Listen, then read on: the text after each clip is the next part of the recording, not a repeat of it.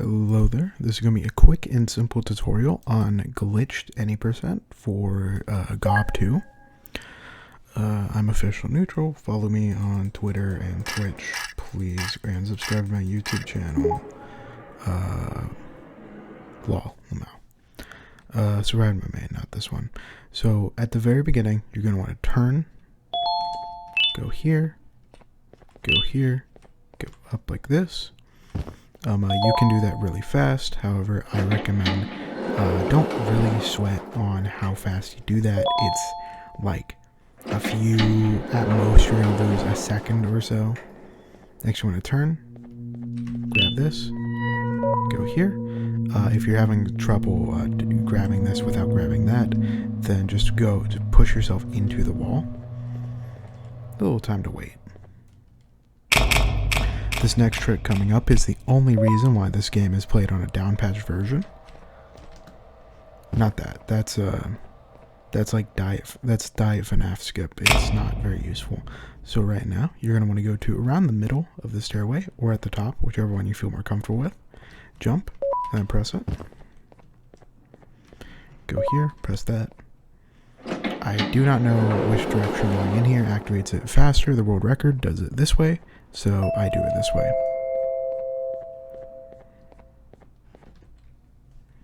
So right now, this is a 1-minute unskippable cutscene. So as I am here, I'm going to be saying there is one skip that I will not be mentioning in this video because I and most other people do not know fully how it works. And I believe that an entire video dedicated to it would be much more appropriate. And that would be snail 1 cycle. There is also drone canceling or something like that, but it seems to be complete RNG, and it's where you can cancel your drone and it will calculate where the drone is, and it just happens at random and nobody really knows why. Right there, I recommend you do move that chair if you follow this route exactly, because it unblocks one of the things. And now at this part, you're going to want to do this little puzzle as fast as possible, because there is a line of dialogue that will make it so you cannot pick up the key card, which is incredibly lame. Right here, I recommend you go ahead, line yourself up at around the middle, then go here, go as close as you can to the edge, and you can just peek over the desks.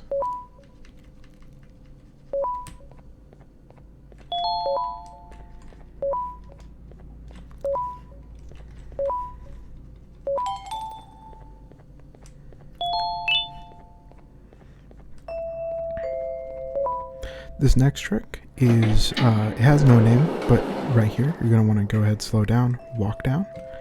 Usually whenever you fall, you want to walk off of it. I lost mine a couple of weeks ago. Yep, that dialogue is on, even if you turn dialogue text sound off. So something that is... So this puzzle, I believe, is completely RNG, no matter what. However, it is so easy that you can just sort of do it by yourself.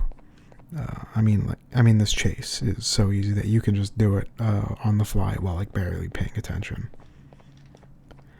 This part right here, you jump, call the drone, it spawns up there. You're going to want to click at the bottom of this one.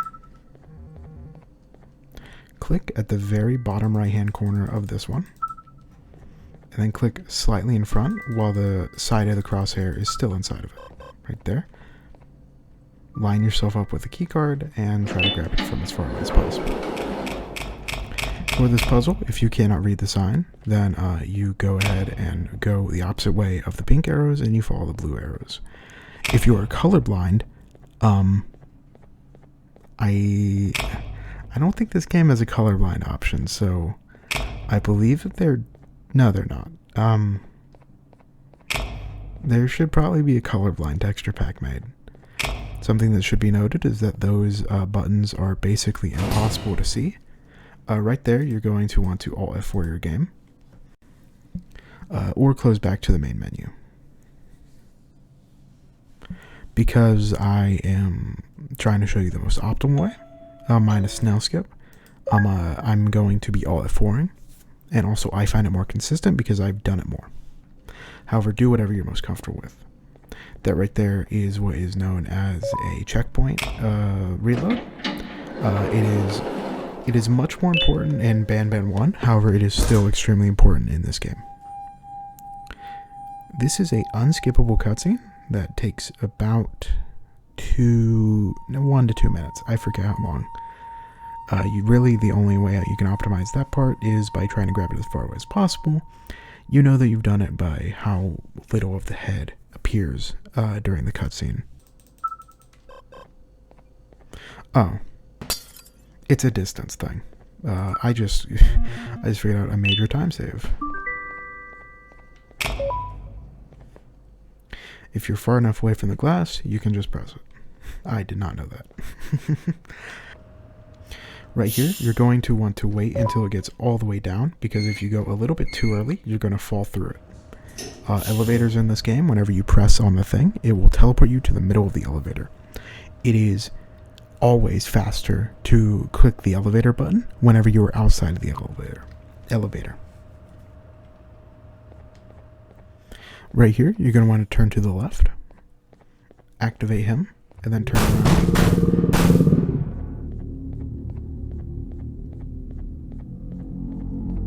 What we're doing right now is setting up for Obama skip. This is a skip that uses a chair to clip to the other side and skipping the entire hospital part. You're going to want to walk into the chair. It's very important that you're walking during this part because this part requires precision.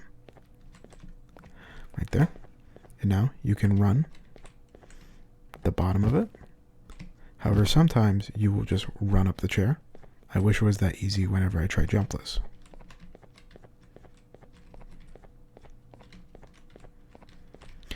And now you're going to want to jump up over the invisible wall, activate this, turn to your side, and then run and jump. That's how I get it most consistently. Grab the key card. Now you're going to want to jump at around this distance and wiggle your mouse.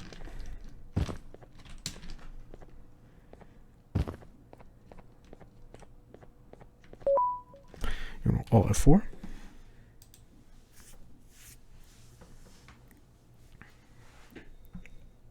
Alt F4ing is slightly faster because this game is ran on loads removed, which means that all menu management does count. However, so you want to just get to where you can load as fast as possible. This next skip is called FNAF 2 skip. This is where you run over to this and jump. What I do specifically is that I aim to the side of the pole, not aim exactly at it, but to the side of it. And then I want to run and jump as far as possible. There's a bit where if you stand off of it, you will go downward slightly, and that's where you're trying to aim to jump. On the screen right now is one of my successful attempts in my PB. You're going to want to go ahead, call your drone, make it go to the side. You're going to want to go outside and aim at this window right here. This is because your drone will go faster the farther away you click.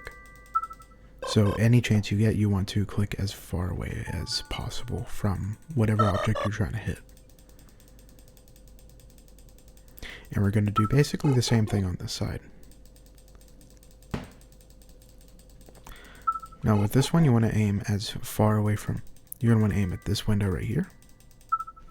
And you want to be as far away, so you can get to this, and then Alt F4. You want to click here. What we're about to do next is what is called school skip. This is where you skip the school part of the game. I recommend walking as far away as you can while still being able to click the button.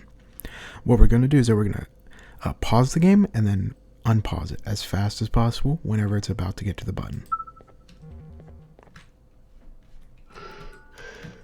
Faster you do it, the easier it is. I swear it is much easier to do it while just trying to make it swelter.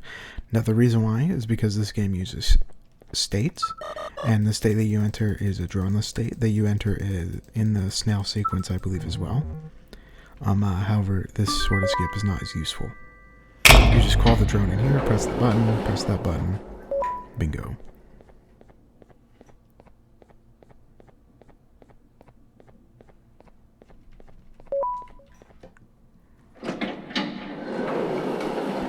This is the most RNG dependent part of the game. This is Oblina skip.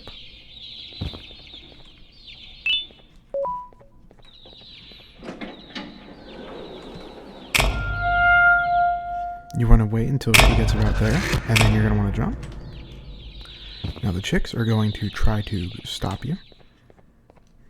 You want to run as far to the side as you can.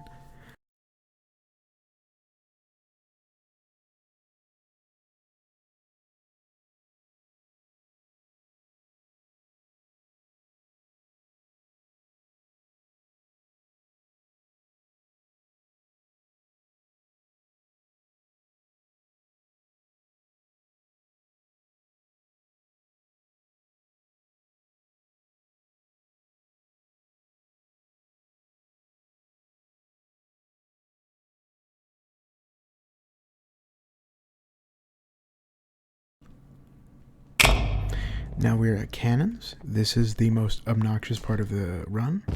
It is a unskippable cannon minigame that we are currently trying to figure out how to skip. You're going to want to grab that seashell. Grab this one. I'm going to be showing you my route, but there are other routes that I recommend you find the one that works for you.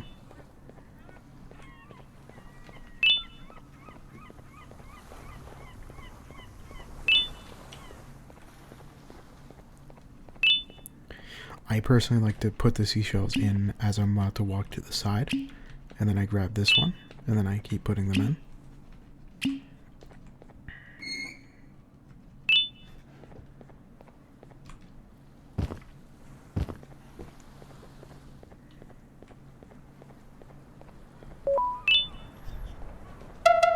The only tip that I can give you to make these go faster is that if you go ahead and preload one, you can get lucky.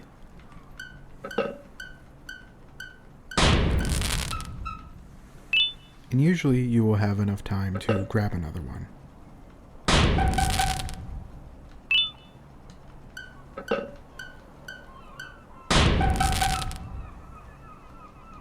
On the first one, it's relatively easy. However, the other ones, while it saves you more time, it can also lose you more time. I recommend putting one in as it's going yellow.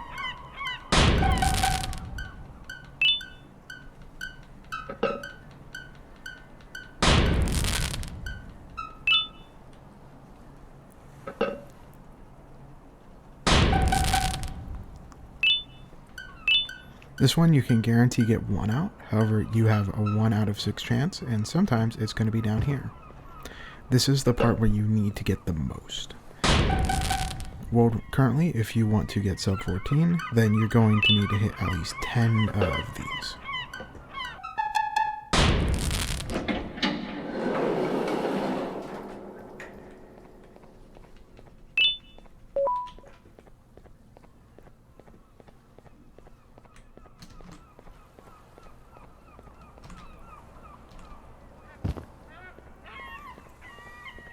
This next reload, you're going to want to go ahead, come outside, and then you want to turn.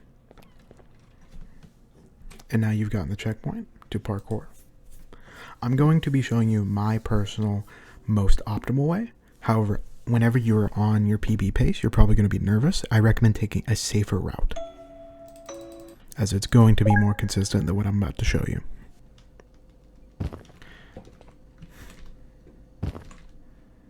Also right there is a save if you end up falling there, which I do quite often.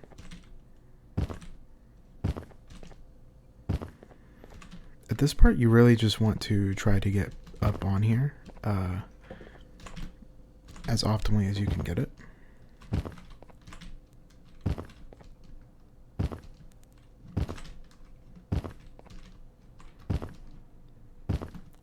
You might be able to get to that yellow one. I've never tried it.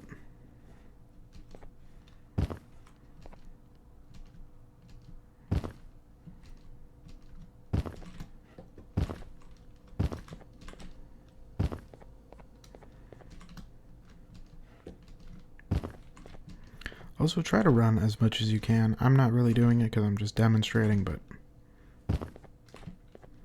Also, fun fact, that's I never collect the collectible, so why not collect it?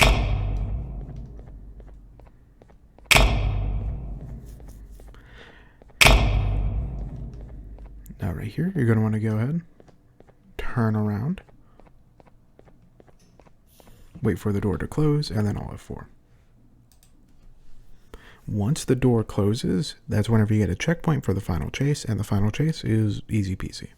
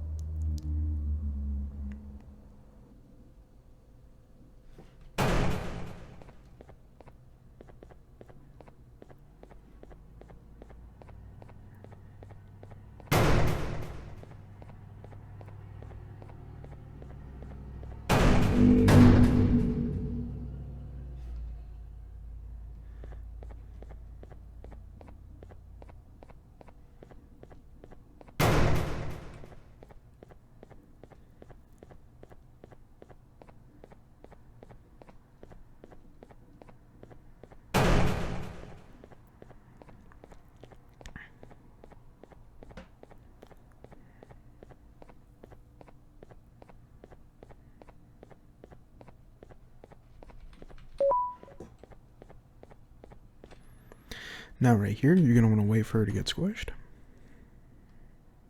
And then you're going to be able to walk through them and then just grab the key card. Then try to click this and time.